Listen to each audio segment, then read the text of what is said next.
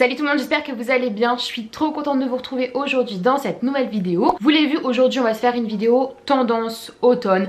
Mais flippez pas d'avance, c'est pas ce que vous croyez. Aujourd'hui on rentre pas vraiment dans les tendances de l'automne, rentrée et tout, on dit ciao à l'été. Pas du tout. L'idée de cette vidéo là, c'est d'essayer d'anticiper un petit peu les tendances qu'il va y avoir et qu'on peut déjà retrouver là cet été en solde en ce moment à moindre prix dans les magasins, sur les sites internet. Comme on va le voir, il y a pas mal de tendances de ce printemps-été qui vont un petit peu se prolonger pour l'automne, pour la rentrée.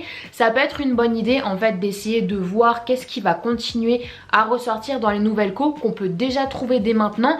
Sachant qu'on est en période de solde, on peut les avoir moins chers, on peut anticiper le truc d'une façon un peu intelligente et gagner de l'argent. C'est vraiment le but de cette vidéo là. Du coup on va pas perdre plus de temps que ça avec l'introduction, on va commencer maintenant. La première tendance qui va continuer pour cet automne, c'est la tendance des années 70. On a retrouvé des pièces issues de cette époque vraiment un peu partout dans toutes les boutiques et c'est quelque chose qui continue. On l'a revu sur la pré-collection de Gucci et de Victoria Beckham. Les années 70 ça va toucher un petit peu pas mal de choses. Déjà en premier on va avoir les jeans évasés, ça on en voit un petit peu partout et c'est hyper canon. Franchement ça change des silhouettes qu'on avait l'habitude de voir, ça change complètement du slim, ça change du barrel, du slouchy et également du jean mom.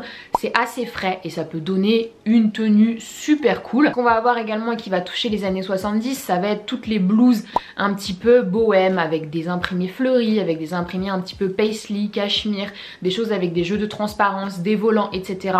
Ça on en retrouve facilement, donc on peut très bien en trouver en solde en ce moment. On va retrouver aussi les esprits de pulls sans manches qui vont continuer à être tendance et pour les demi-saisons ça peut être nickel avec une petite chemise en dessous et un jean, qu'il soit années 70 ou qu'il soit vraiment un petit peu plus récent pour pas être non plus dans un total look. Voilà, on va voir pas mal de choses, ça va continuer, donc on va pouvoir anticiper cette tendance là dès maintenant. En deuxième, et on en avait pas mal retrouvé pour le printemps, c'est la tendance des franges qui va continuer à être présente pour cet automne. On l'a retrouvé chez Isabelle Marant, chez Stella McCartney, également chez Bottega Veneta. Ça se représente de plein de façons différentes. La plus facile pour moi étant sous forme de veste. On en avait retrouvé je crois, alors je confonds toujours, hein, c'était soit Stradivarius, soit Bershka. Une petite veste perfecto blanche avec des franges qui était franchement nickel. Je vais essayer de vous la retrouver si jamais elle est encore disponible et donc en solde, ça peut carrément faire l'affaire. Il faut savoir aussi qu'on en retrouve beaucoup dans les boutiques vintage, donc ça peut être sympa de redonner vie à ce type de pièces là étant donné que c'est quelque chose d'assez rétro également. On va aussi pouvoir porter la tendance à la rentrée sur des jupes, c'est assez facile. J'ai vu pas mal de mini jupes, qu'elles soient en effet daim ou en effet cuir avec des franges, ça peut donner un look assez cool. Donc pourquoi pas essayer d'aborder cette tendance là. En troisième, et ça va toucher les combinaisons de couleurs maintenant, on a retrouvé énormément de tenues monochrome beige. Donc du total look beige. C'est quelque chose qu'on avait beaucoup l'été dernier. On l'a un petit peu perdu de vue cet été parce qu'il y avait une profusion de couleurs. Donc cette fois-ci on revient un petit peu sur des palettes un petit peu plus neutres. On a vu ça chez Isabelle Marant encore une fois, on a vu ça chez Dior, on a vu ça chez Givenchy. Ça va être assez facile à adopter parce qu'en général une pièce beige c'est quand même une pièce assez classique.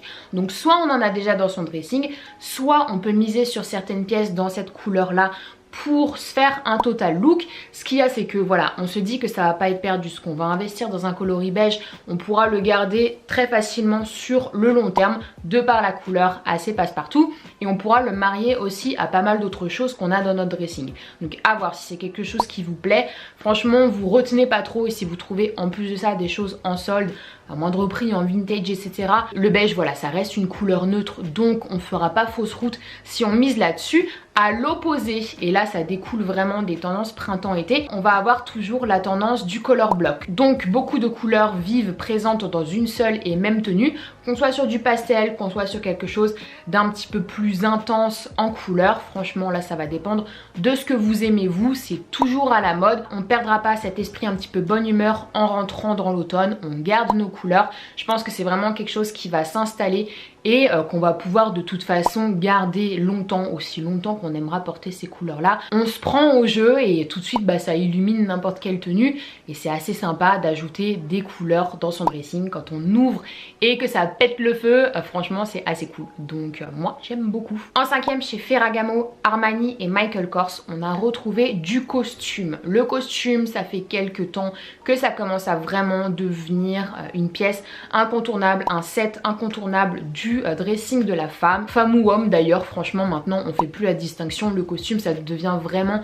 une pièce unisexe, donc ça c'est assez sympa. Et la façon dont on va le retrouver chez ces grandes marques du luxe, c'est que ça va être traité très souvent en oversize. Ça donne une allure beaucoup plus pointue, beaucoup plus dégaine et plus facile à aborder par tout temps, qu'on soit à l'école, qu'on soit au travail ou autre. Franchement on va pouvoir adopter le costume de plein de façons différentes, dans plein de situations différentes. Il va se manifester principalement de deux façons différentes là pour l'automne. Soit on va continuer sur des costumes avec des bermudas comme on en voit beaucoup en ce moment, soit on va le voir avec le blazer et le pantalon assez basique en oversize. Ce qui peut être sympa aussi si jamais on a peur de se lasser du costume, on le porte une fois en complet et puis les jours suivants on porte la veste en dépareillé, le pantalon en dépareillé avec un t-shirt un petit peu décalé. Franchement on peut se faire des looks à perpète, donc ça peut être assez sympa. Moi j'ai pas encore mis la main sur ma pièce coup de cœur, je suis vraiment à la recherche d'un pantalon qui soit bien oversize. Si vous avez eu des crushs en costume, n'hésitez pas à me les partager, je serais curieuse de voir ce que vous avez à proposer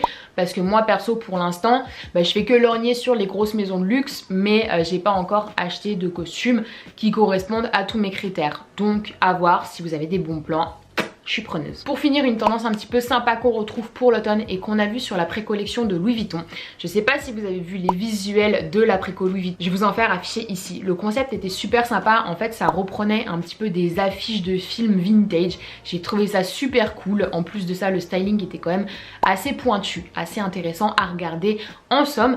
Et donc on a retrouvé des looks avec des paillettes. Quand on me dit paillettes, tout de suite il y a un petit truc qui pétille dans mes yeux, ça ravive le côté un petit peu girly qu'on a tout en nous sans doute. Et donc là le look qui était assez sympa, c'est qu'on mariait une robe caraco en sequin avec un t-shirt complètement décalé. Je vous avais déjà parlé pour des looks de soirée de ce type d'association là. Ça permet d'oser les paillettes sans faire too much, sans faire un petit peu trop diva, quelque chose qu'on n'aimerait pas et qui n'est pas forcément notre style là. On peut également le faire avec des hauts qui soient caraco, comme ça on a un jean vachement loose et tout de suite on casse le côté trop habillé que pour avoir le sequin. C'est vraiment un truc qui me fait marrer et que je trouve assez chouette parce que voilà, ça a de l'originalité, ça a du décalage, donc c'est quelque chose qui peut être intéressant à faire. On s'amuse avec ces pièces. Après forcément comme on est sur de la paillette, que ça se voit, il faut l'assumer, mais si on l'assume c'est très cool. J'adore.